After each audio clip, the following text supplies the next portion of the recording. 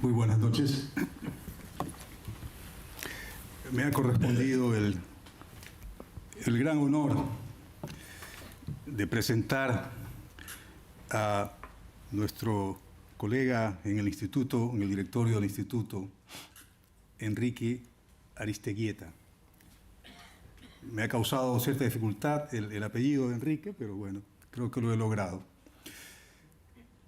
Un verdadero caballero, justamente recibiendo el premio de Caballero de la Democracia. Estamos hablando aquí de un verdadero caballero, un abogado, un hombre público de Venezuela, de destacada trayectoria, pero lo que a mí me ha parecido que debemos destacar es su vocación cívica, ciudadana y democrática, que es su esencia, y que paradójicamente la demostró desde una muy temprana edad. Siendo todavía un niño de 13 años, somos adolescentes, pero más niños que adolescentes a los 13 años, cuando él se manifiesta en contra de una injusta disposición del poder de entonces, el famoso decreto 321, que eximía de una manera discriminatoria de los exámenes finales solamente a los estudiantes de las escuelas públicas y no así de las escuelas particulares. Y siendo que Enrique estudiaba en una escuela particular católica, pues él se manifestó junto a sus compañeros a esa corta edad y lograron finalmente que se revirtiera esa orden y se aboliera ese decreto 321. Esa vocación democrática la veo yo después reflejada también en la vida universitaria de Enrique, en la legendaria Universidad Central de Caracas, muy política, como todas las universidades públicas del hemisferio, en donde por supuesto que esa vocación cívica, ciudadana y democrática lo acompaña. Repito, estaba claro que esa era su esencia, es quien él es. Y en esa actividad universitaria política se vincula a la discusión política del momento y es como llega a formar parte de la Junta Patriótica. También a una muy temprana edad, creo que frisaba a los 25 años, un hombre joven, era ya miembro de esta Junta Patriótica que enfrentaba con pensamientos y con estrategia a la dictadura de entonces en Venezuela. A la dictadura en ese momento representada por el famoso y poderoso Pérez Jiménez, a quien esta Junta Patriótica, a través de esta labor, con esta vocación, logró desterrarlo del poder. Y ahí Enrique contribuyó a ese legado fantástico y glorioso para Venezuela del retorno a la democracia. Pero un retorno no como cualquier retorno a la democracia, sino un retorno ordenado, un retorno que a través del pacto del punto fijo consistía que los partidos políticos del momento iban a respetarse, ya no iban a boicotear la labor entre ellos, que además ese era el caldo de cultivo de las dictaduras. Y luego vinieron 40 años de democracia, desde Rómulo Betancourt, pasando por Rafael Caldera, Pérez, Lucinchi, Herrera y otros, que realmente llevaron y manejaron la Venezuela de los años de gloria y la Venezuela además de los años difíciles por pues la riqueza que generaba el petróleo, etcétera. No es fácil manejar eso. Y si nos preguntamos, o si alguien se pregunta si don Enrique, con esa vocación democrática, esa vocación cívica, esa vocación ciudadana que manifestó desde los 13 años, luego en su etapa universitaria y en toda su vida, toda su trayectoria, ¿todavía está presente?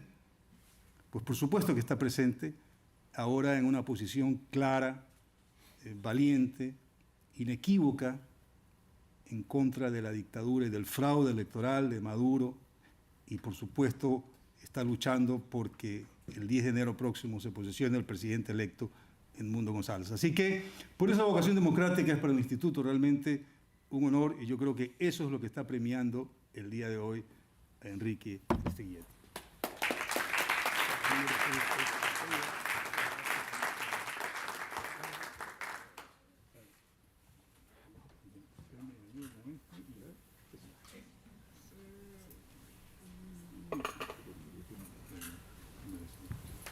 Ahora usted habla de Enrique, 3 minutos. 3 minutos.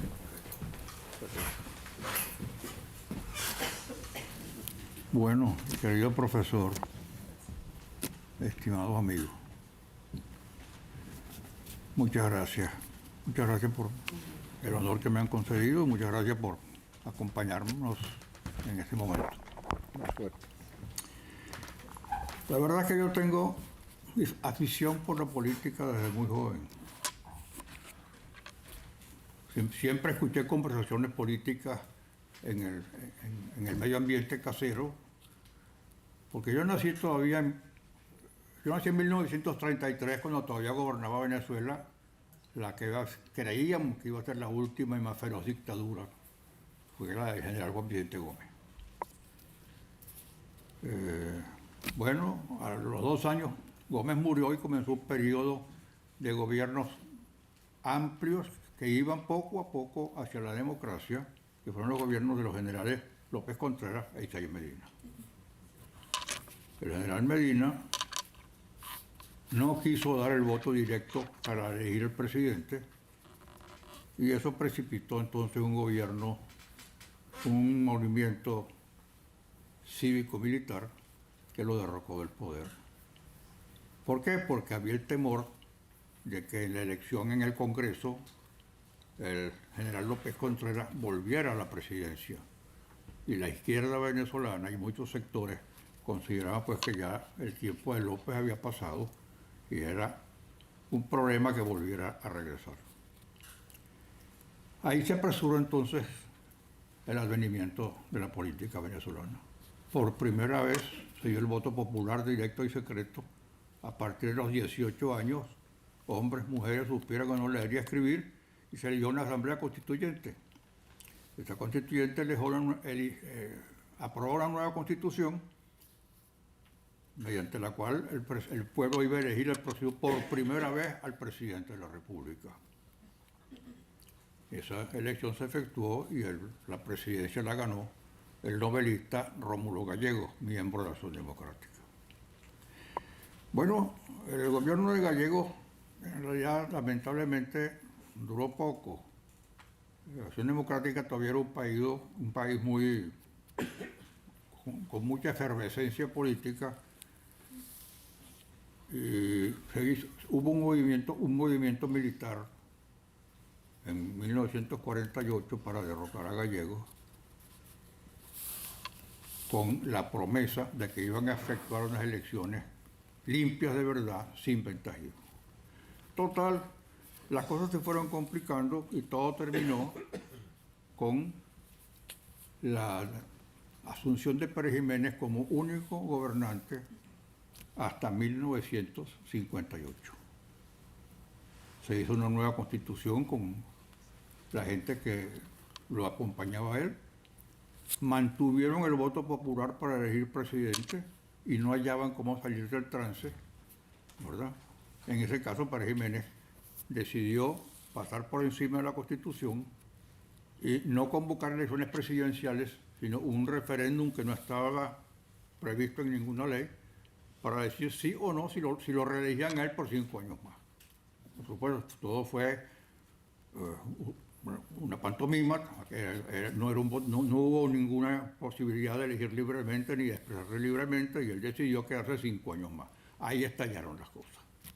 Y ahí es donde yo entonces, que me había inscrito en la juventud del Partido Demócrata Cristiano de Venezuela en 1948, porque fue el año cuando cumplí 15 años, me había obligado por las circunstancias pues, a participar en ese movimiento que hubo en contra de la permanencia de Pérez Jiménez en el poder.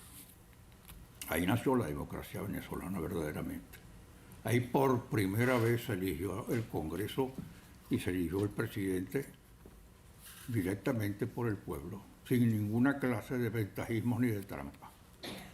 Ahí entonces por primera vez hubo la alternabilidad republicana que consagraban todas las constituciones anteriores, porque Venezuela es el país que ha tenido más constituciones en la historia de América Latina, yo creo. Y bueno, todo eso era letra muerta. Por primera vez hubo una alternabilidad republicana. Por primera vez un candidato de oposición ganó las elecciones y se le entregó el poder. Y luego esa alternabilidad se hizo costumbre. Los presidentes eran de Acción Democrática o de COPEI porque eran los dos partidos más poderosos y con mayor militancia. Bueno, parecía que todo estaba más o menos bien encaminado, pero las cosas pues también se estropearon porque esta vez un militar de extrema izquierda intentó dar un golpe de Estado que fracasó, y ese golpe de Estado pues sin embargo lo catapultó a él ante la opinión pública. Todo eso se forjó en Cuba, cuando hubo una reunión que se llamó la Tricontinental en La Habana, convocada por Fidel Castro. Allí la extrema izquierda venezolana entró en contacto con toda la extrema izquierda del mundo, y los vietnamitas, en una reunión, le preguntaron a los venezolanos si ellos no habían empezado a sembrar gente de la izquierda en los institutos de formación de oficiales de las Fuerzas Armadas. Y de ahí entonces tomaron la decisión, los señores de la izquierda venezolana, en empezar a sembrar gente en la escuela militar, en la Academia Naval. Está bien, pues. Es verdad, echando el cuento, me olvidé de los 3 minutos. Bueno, lo cierto es que entró un señor llamado Chávez, que era de la extrema izquierda, y ese señor intentó un golpe, fracasó en el golpe, pero ganó unas elecciones después porque la gente quería un cambio. El cambio fue demasiado costoso. Y ahora tenemos entonces no la dictadura de la derecha castrense, sino la dictadura de la izquierda, que no le importa alterar en absoluto las leyes ni violarlas para mantenerse en el poder. Bueno, en eso estamos. Y en eso estoy yo metido también dentro de mis posibilidades, ¿verdad?